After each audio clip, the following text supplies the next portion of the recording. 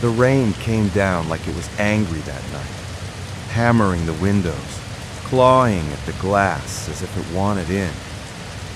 I used to love storms. That night changed that forever. My parents had left earlier in a panic, something about an emergency at work.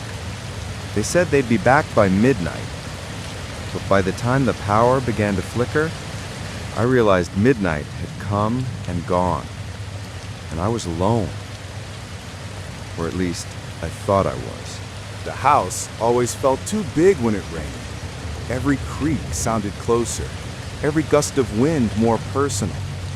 I tried to distract myself, sat on the couch, flicked on the TV, but all I got was static. The kind of static that hums deep enough to make your chest vibrate. It almost sounded like breathing. That's when I heard it. Knock, knock, knock. Not frantic, not polite, just impatient. 3 perfect knocks, like someone testing if I was home. Who would be out in this storm? I peered through the window and froze. There was a woman standing on the porch. Her hair clung to her face, her clothes plastered to her skin, soaked completely through. At first, I didn't recognize her, but then it hit me. The new neighbor. She'd just moved in a few houses down. We'd exchanged a quick hello once. That was it. Now she was standing in the pouring rain, staring straight at my door. I opened it a few inches, just enough to see her eyes. They didn't blink, didn't move, just watched. Then she asked, "Are you alone?" Her voice was quiet, but it cut right through the rain. That question, so simple, so wrong, sent every instinct in my body screaming. My parents will be back soon," I lied. She tilted her head slightly, like she was listening for something behind me. Then, without another word, she smiled. Thin, joyless smile, and walked off into the darkness. No wave, no goodbye, just gone. Who asks a question like that and then walks away? And why, if she lived down the street, did she disappear into the woods?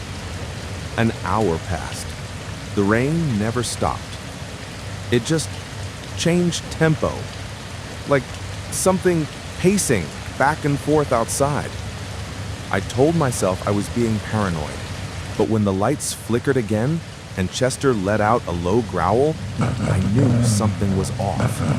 Then, creak, creak, creak. Footsteps directly above me. Slow, measured, one at a time. Someone was walking around upstairs, but I was alone in the house. I stood perfectly still, barely breathing. The footsteps kept moving, room to room, as if searching. For what? For who?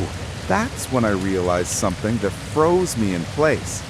The sound was coming from my parents' bedroom, the same room the woman had glanced toward when she asked, "Are you alone?" My chest felt like it was full of thunder. I reached for my phone. No signal. The rain must have knocked the lines out. So I did the only thing that made sense in the moment. I grabbed the flashlight from the kitchen and crept up the stairs. Every step sounded like a gunshot in the silence.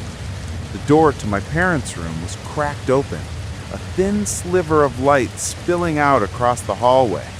I pushed it open, and my heart stopped.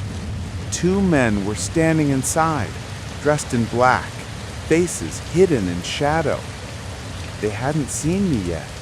They were whispering, one of them muttering, "Where's the kid?" My stomach turned cold. The woman wasn't checking if I was alone. She was making sure I was. I didn't think, didn't breathe. I turned and ran, down the stairs, barefoot on the cold floor, heart hammering so loud it drowned out their footsteps behind me.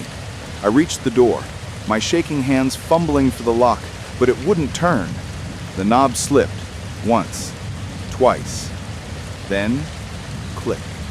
I yanked it open and bolted into the storm. The rain hit me like shards of glass, but I didn't care.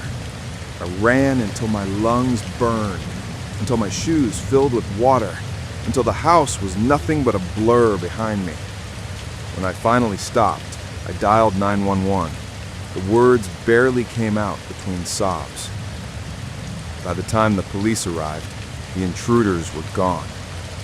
But they found footprints in the hallway, 2 sets of boots, and one smaller, barefoot. The officer said it looked like a break-in, that I was lucky I ran. But I can't stop thinking about that barefoot print. They said it might have been mine. I'm sure it wasn't. It was too small, too thin. And that night, as I tried to sleep at my aunt's house, I heard the rain again. Only this time, it wasn't tapping the window. It was tapping the door.